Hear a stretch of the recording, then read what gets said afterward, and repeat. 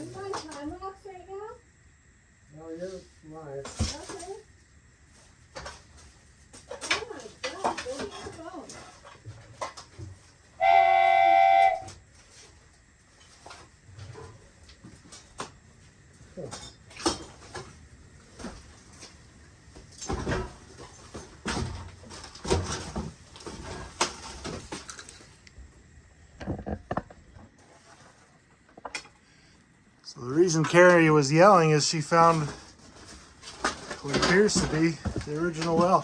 Surprise! I almost just died. That is deep, and I hope my phone holds on. That is dry as well. Yeah, there's water in it. Wow. Yeah. That's at least 15, 20 feet down. It's weird because I was just talking to my dad about we haven't found an original cistern or hand pumps or anything, so we just did. Or Kerrie did. Oh, Jesus. Pretty scary. All right, let's try to put something to cover it so I can get the stuff removed from around it so it doesn't continue to fall in it. Okay.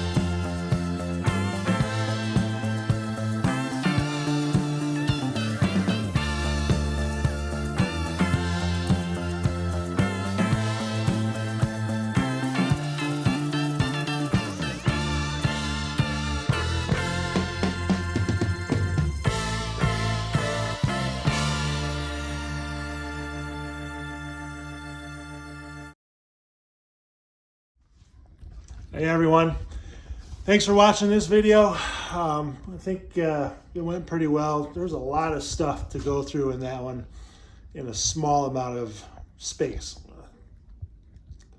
The big thing you probably did notice, and we didn't show it on there, was I think that's where the raccoons like to poop the most. A lot of the clothes that had just kind of slumped out of that closet had been pooped on, and unfortunately some of them were kind of cool vintage clothes, but other than one fairly newish Carhartt coat, we got rid of everything else. I'll show you that Carhartt coat in one of the episodes. I'll probably throw it on. But anyways, we did find some neat stuff. A lot of scuba gear. I'll show you. So yeah, here's some of the pile of scuba gear. A lot of flippers and fins. Snorkel. These masks are super vintage. I don't know if these were like a good quality mask back in the day, or if they were just like something that we buy our kids and run around the pool today. It does say it's tempered glass, so I can't imagine that was on your standard run-of-the-mill stuff. I'm not sure what these are for, but I'm assuming they're scubas, like bobbers of some sort. I don't know. But there was that. There was this great big sign. Probably saw that getting dug out. Like I say, there was some sort of a gallery here that he was selling things out of that he had brought back from Asia, I guess. Found a bunch of old kerosene cans. I like that Texaco one. That actually is transformer oil. I don't That was with the kerosene cans. It is full. I'm not sure what that is, if it's kerosene or transformer oil. Those are all empty, but they're kind of like new, so thought I'd keep them just for a good wall hanger or something. The great big snowshoes, some really neat old oars. These are rowboat oars. These are like canoe oars, and they've got a Indian head brand. That's kind of cool. Also a good wall hanger. Oh, there was a bunch of stuff. This is my shelf that had all those magazines on it, and I've been storing our finds on here. Can't remember what good we found. There's a toolbox, an old router. What else? Oh, I thought this was cool because I like chainsaws and I love steel. So it's an older premix oil can. What else was there? So yeah, there's that. There's also this closet that I didn't really clean out because they had a lot of. There's no sense moving this at this point. A lot of this stuff can't be thrown out. A lot of it can probably still be used. I'm sorry, a lot of it really can't be. I just kind of hate chucking some of the stuff in the dumpster because it's toxic and whatnot. So I'm just going to leave it in there for now. This room has a sink in it. And some benches. This is still fairly messy, but we'll get to it eventually. We're just trying to make it so we can walk through here without stepping on tons of clothes. And then, grab my light here. You can run back in here. We have an old piece of countertop covering the well. That was a fairly scary thing and tough thing to edit out. My wife's, my Kerrie's screams when she uncovered that. Thank goodness no one else fell in that over the years. Of all the people that have broken into this place, there was enough stuff on there that they didn't fall through. And of course, most importantly, Kerrie didn't fall through when she uncovered it. But this room we didn't get finished off. We just ran out of time. You know, we spend 3 or 4 hours a week actually working on it, and then a couple hours editing, doing these follow-up videos, putting everything together and posting it for Sunday morning. But we're getting out of the recyclable stuff now and trash, and this is more wood and some decent stuff. The radial arm saw is nice. The old drill press down there. I don't think we'll find a lot of really nice hand tools or anything. I imagine that stuff made its way out in pockets or whatnot. But a bunch of wood that we can use for kindling and starting fires in the outdoor wood burner. And a neat old pantry over here. I am having a hard time figuring out the power back here. There was a wire that it had 3 wires in it, a red, white, and a black, that I traced to the power back here. When I hooked it up, I get power in the outlets, but I do not get a light in here, and I do not get that light in the kitchen. So I don't necessarily need it, but it is kind of close quarters in here. I'd like to have these lights working. The wiring isn't anything sketchy or anything. I just got to trace it and figure out why it's not turning on. So yeah, that's where we're at. Yeah, I've been playing around with this when I get a few minutes here and there. The switch wire is new, but this wire that feeds this kitchen light is super old. So I think I'm going to run a wire temporarily up through the cavity since there's all these holes in the ceiling, and just so I can turn that one on and just dead end that nasty cloth covered wire up there. And also I got this light working finally, and a couple of the kitchen under cabinet lights, I guess you'd call them. The reason these weren't turning on, they had these really strange switches. There's a ton of these in the house. And they say there's some sort of a remote switch.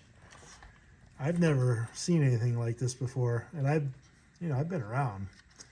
But looks like you can turn them on and off here. I'm not sure if that's a dimmer or what kind of remote. I mean, if this is like a dip switch and there's a remote somewhere like an actual handheld remote, I don't know. But they're everywhere in this house. So we don't need these lights really. Just turned on a couple of them with wiring in an old standard toggle switch. And then this switch over here, I was hoping would do both kitchen lights. But that one's only doing that one at the moment. So we'll keep tracing the wire that feeds this back half of the house. So anyways, that's where we're at. We'll throw this video up. Next time we'll finish the back room. And then I'm really excited for the day when we get to go into the library. I think that's going to be coming up soon as we start to work towards the 2-story section of the house and then the wing off to the side there. But this part of the house is going to be fun because it's the oldest, and there's a lot of really neat and weird things in there. So that's all for now. We'll go at it again this coming week and keep cleaning. It's a lot of work. Starting to get some ideas of what I want to do with this place. Kerrie and I are. For when we get it clean, then what, and hopefully by then we'll have some money saved up so we can, do some repairs, button some things up. There's foundation work that needs to be done. It's just, we're going to work from the bottom up basically. And I don't know, it's going to be a lot, but little by little, right? We don't have to live here right away. The best news really is that we're saving it and it's not deteriorating anymore. That's the biggest thing.